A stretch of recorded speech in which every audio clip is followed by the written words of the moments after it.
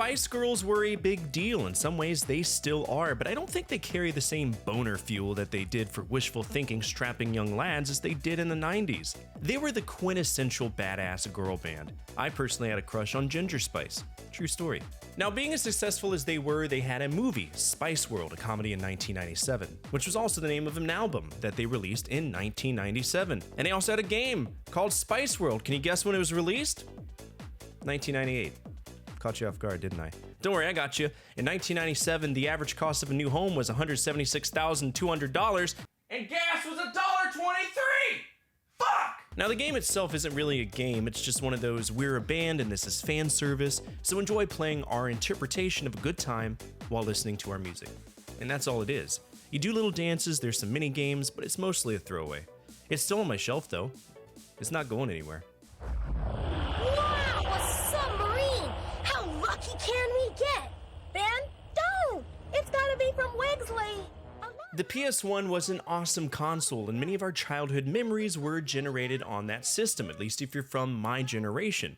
That generation that thrived on the PS1, the Nintendo 64, basically the entire fifth generation of gaming. But there's one particular aspect of the PS1's history that has consistently boggled my mind, and that was the existence of Lightspan Entertainment.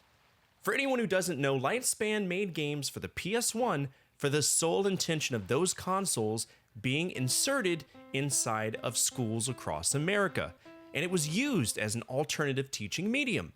That was the entire gimmick for the company. Everything they made ended up on the system. Now, I only own one game from them, The Secret of Google, but what's so magical about Lightspan games is that to own one game is to own multiple discs. These games can come with a metric fuck ton of discs, because essentially they were a lesson plan. Don't believe me? Here you go. Secret of Google. Enjoy. Now, The Secret of Google is a math game, and the only reason I own it is because there was a running gag on my stream where my former lead moderator would make me play games with the word secret in it, and here I am, the proud owner of The Secret of Google. Now, fundamentally, it does the job to teach you math, but it is incredibly slow. There's no way anyone in the school environment would learn from it, and it would be isolated to just one kid playing it unless a teacher was controlling it, so I don't understand how these games were ever applied, and in some ways, we'll likely never know. I've yet to meet someone who actually saw a Lightspan library in a school setting. Before we get back to the action, I'd like to let you know that we are officially starting our journey to 8,000 subscribers. And if we do accomplish that goal, I'll release a special video of the community's choice. Be it a new game room tour and Ask Me Anything, it's up to you. But we have to get there first. And I promise to continue doing what I do every single day, no matter what happens. To those who have been here prior to 8,000, thank you. You've provided me a platform to simply be myself, and for that, I'm eternally grateful. But let's go ahead and continue the list.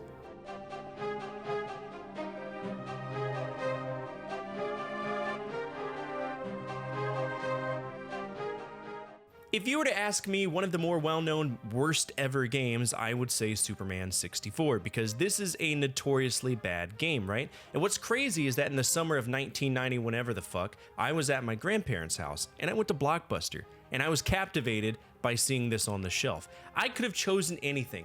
Anything! The S section was chocked to the brim with quality Nintendo 64 games. Star Fox 64, Snowboard Kids 1 and 2, SimCity 2000, tons of Star Wars games. But no! I wanted Superman 64, and I was proud to be renting it. Then I got home, popped it in, and was exposed to my first recollection of being disappointed in my life choices. If there was a camera recording me at that moment, I would have pulled a fourth wall break, looked at the camera, let a dunce cap slowly crossfade on top of my head, while my face turned into a donkey. Superman 64 is an atrocious example of what happens when you take something good and pound it into an abstract art that only your grandmother would love. This is a bad game. Now, that being said, I did try to go back to playing it, as a kid at least. And I made it to the underground lab or something, and yeah, that's the furthest I've ever made it. And no, I don't look forward to going back to it. This game alone is one of the big reasons I avoided superhero games for a long time. And when I finally decided to give them another chance, I played Batman Vengeance on the PS2. So yeah, open that door to a 9-year-old me saying, "Buenos dias, dipshit," before immediately getting kicked in the dick for the second time.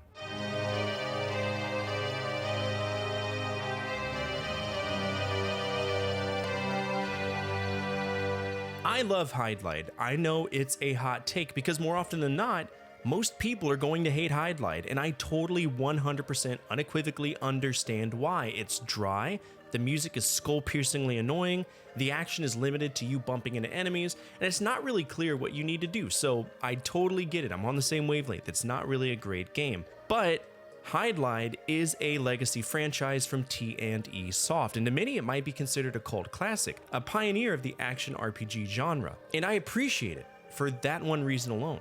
It took me beating Ys 1 to really understand how the game works, and believe it or not, I enjoyed it. There's even 2 more games that came out after, HDlight 2 Shine of Darkness and HDlight 3 Space Memories, known as Super HDlight on the Genesis. And then the Saturn came out, and well, it's a new era of gaming, so let's put an exclusive HDlight on there. And while we're at it, let's make it a remake of the original game. You know, let's salvage the horrible reputation that it had on the NES. Let's take a second chance to get it right. Well, they didn't. Now, I will say I've taken a bad game before and had a change of heart to accept not only that it exists, but found its own unique charm. So in some ways, I do hope, ever so slightly, that if I do get to play this on stream, that maybe, just maybe, I'll get a glimpse of hope that can be found.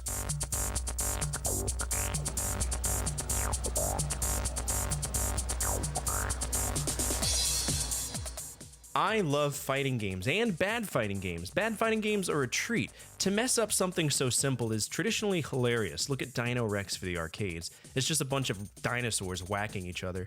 Or even Tattoo Assassins, you remember that one? Well, Rise of the Robots, it's one of those notoriously bad fighting games.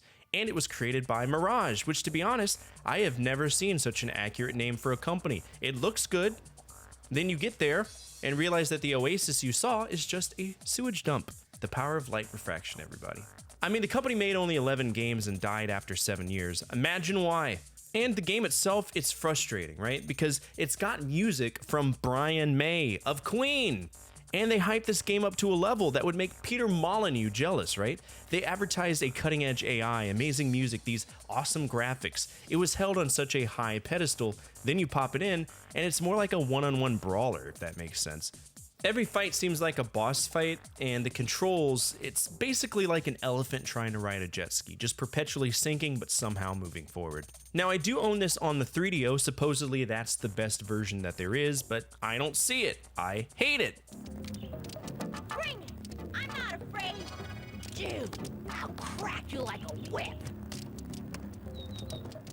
Whoo! Oh boy, this one.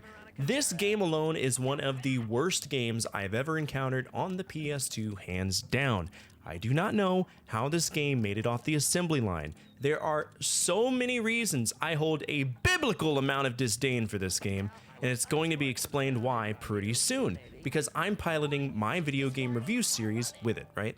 So if you want to, look forward to that. All I can say is that I encountered this by working on a conquest for Deck 9, a video game developer which is the focus of conquering companies on our stream. Before they were known as Deck 9, they were known as Idle Minds, and their contributions to society were the equivalent of someone dropping trash on the ground and then waiting until somebody was looking at them before they picked it up and put it in the trash. It's the same as someone giving money to the homeless, but only doing it because they need footage for a YouTube video. That's the kind of nonsense that Idle Minds popped out. My Street, though, horrible fucking game, based on party games of the era, just an overblown, distended prolapse of a game, featuring the strangest children to ever be born in a town within arm's reach of a nuclear facility, right? It's just bad.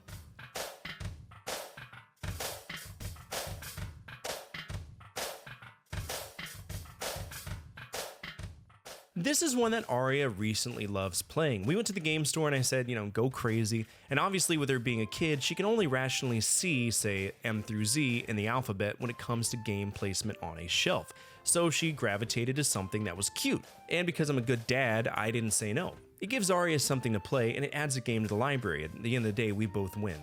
The one that she selected was Strawberry Shortcake, the Sweet Dreams game, which lets us play a strawberry shortcake, helping out our friends Angel Cake, Lemon Meringue, Orange Blossom, Raspberry Torte, and Ginger Snap. But I'll be honest with you, this game doesn't appeal to me, like at the slightest, and it makes me hungry, which as an adult, there's nothing more frustrating than thinking about a dessert and not being able to have it, right? So when she plays it, I just leave the room. Strawberry Shortcake herself goes all the way back to the late 70s. Kenner Toys created the IP, and there was even a video game on the 2600, Musical Matchup. Since the 70s, the IP has been tossed around like an ass towel at the gym, and yeah, that's it. And those are 10 games I'm embarrassed to own. What did you think of this list? Did any of these games affect you on a socioeconomic or psychological level? I'd love to know down below. Our community loves sharing their memories, and that brings me joy every single day. Speaking of our community, if you made it to the end of this episode, you're already home in our community. We're a group of folks who really enjoy remembering a time when life was easier to live. And if that's an environment that you'd like to be in, then welcome home. We are officially starting our climb to the next milestone of 8,000 subscribers, so I would love to have you as a part of this community. Finally, the single most important thing you can do for me is to hit that thumbs up button, as it directly impacts the visibility of the videos and the projects that I work on every single day. As always, from my family to your family, good energy, good vibes, Fortefyre out.